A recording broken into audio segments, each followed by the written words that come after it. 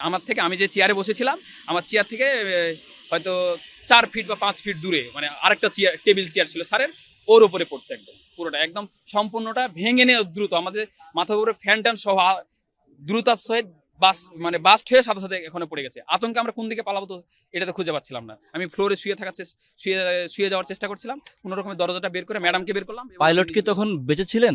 আমি ওটাতে খেয়াল করিনি। ওখানে আমি বুঝতেই পারিনি যে ওটা পাইলট ছিল। প্রথমে আমি তো আতঙ্কে মানে ওখানে হচ্ছে ধুলাবালির মানে অন্ধকারে ওখানে কি পড়ছে সেটা কিন্তু আমি মানে বুঝি নাই, বুঝতে পারি নাই। যে মতো হচ্ছে আমি অফিসের মধ্যে বসেছিলাম। বসে থাকা অবস্থায় বিকট শব্দর সাথে, সাথে আমার উপরে যে মানে টিন শেডের একটা ছাদ ছিল, ফলস ছাদ। ওই ছাদটা ভেঙে গুঁড়ো বালি, ধুলো আর বালি-টালি এগুলা ভিতরে একদম বিকট শব্দ। তখন বুঝতে পারছি যে উপরে কিছু একটা পড়ছে। বিকট শব্দ, বিস্ফোরণ হয়েছে কোনো কিছু একটা। ভয়ে আতঙ্কে কোন দিকে দরজা, কোন দিকে কি এটা খুঁজে পাচ্ছিলাম না। কোন রকমে বের হইলাম। বের হয়ে আবার উপর দিকে তাকাচ্ছি, দেখছি এখানে কোনো কিছু নাই। পরে ডান দিকে তাকাচ্ছি, দেখছি যে ওখানে আগুন জ্বলতেছে। হ্যাঁ, পরে দেখে দিক দিয়ে ঘুরে আসলাম। ওখানে বিমান পড়ছে। ওখানে আমি বের হয়ে আসার সঙ্গে, সঙ্গে রাস্তা আছে। রাস্তা থেকে সিঁড়ি থেকে নামছি। সিঁড়ি থেকে নেমে দেখতেছি একটা ডেড বডি। ওখানে ওটা সম্ভবত গার্ডিয়ান বা হয়তো টিচার মানে বড় মানুষের ডেড বডি। মস্তিষ্কের অর্ধেক নাই। প্লাস হচ্ছে তারপরে হচ্ছে একটা বাচ্চা। তার বাচ্চার একটা ডেড বডি। তারপরে হচ্ছে যে ওই বিমানের তো তখন আগুন অলরেডি জ্বলে। ঠিক আছে? তখন হচ্ছে যে এই মানে ওটা যে গেটের সাইডে হচ্ছে যে ওইটা বিমানটা হইছে। তো ওই ধোঁয়া এবং আগুনের গেট দিয়ে বের হওয়ার কোনো সুযোগ নাই।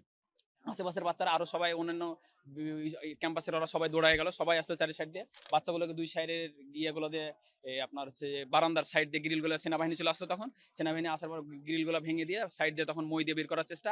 আশেপাশের বাচ্চাগুলোকে ওদিকে দূরে সরাই দেওয়া এবং যেগুলো বের হয়ে আসতেছে ওগুলাকে ধরে ধরে হচ্ছে যে আপনার এই অ্যাম্বুলেন্স আর ওই যে যেগুলোতে করে নিয়ে যায় ওগুলা আপনার তুলে ইমার্জেন্সি বের করা, ওগুলাতে আবার আমরা তুলে দিলাম। প্লাস হচ্ছে পরে ফায়ার সার্ভিস আসলো, ফায়ার সার্ভিস আগুন নামানোর চেষ্টা করলো।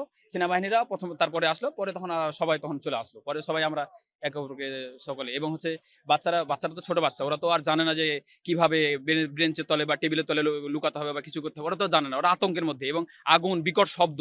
আমি তো হচ্ছি কলেজ সেকশনের টিচার, ওটা কিন্তু প্রিপারেটরি শাখা। তখন কিন্তু কলেজে মানে ছুটি হয়ে গেছে। পরে জানলাম যে ওখানে আছে মানে যে বাচ্চাটা দুর্বল তাদেরকে এক্সট্রা ভাবে ওখানে পড়ানো হয়। কিছু যেসব বাচ্চাগুলো দুর্বল তাকে এক্সট্রা ভাবে পড়ানো হয়। এমন ওখানে যা বুঝতে পারলাম যে আপনার বাচ্চাগুলো তো বের হয়ে আসছে। হয়তো যে গার্ডিয়ানটা বা টিচারটা তার পিছনে যে বাচ্চাটা, বুঝলাম যে বডিটা হচ্ছে যে কলেজের বিপরীত দিকে বডির মাথাটা পড়ে আছে। মানে বাচ্চাটা নিয়ে বের হয়ে আসার সময় সেখানে বিস্ফোরণটা হয়েছে।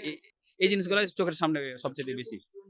আমার রুমে যেটা পরে যখন আমার রুমে এই জিনিসটা ঘটলো, বিকট শব্দ এবং ছাদটা ভেঙে পড়ছে, তখন তো আমি আতঙ্কে ওখান থেকে বের হয়ে আসছি। বের হয়ে যখন ওখানে পরে তখন আমার স্পোর্টস এর স্যারকে আমি বললাম, স্যার আমাদের ছাদের উপরে কি বিমানের কোনো অংশ পড়ছে? ওখানে ছাদ ভেঙে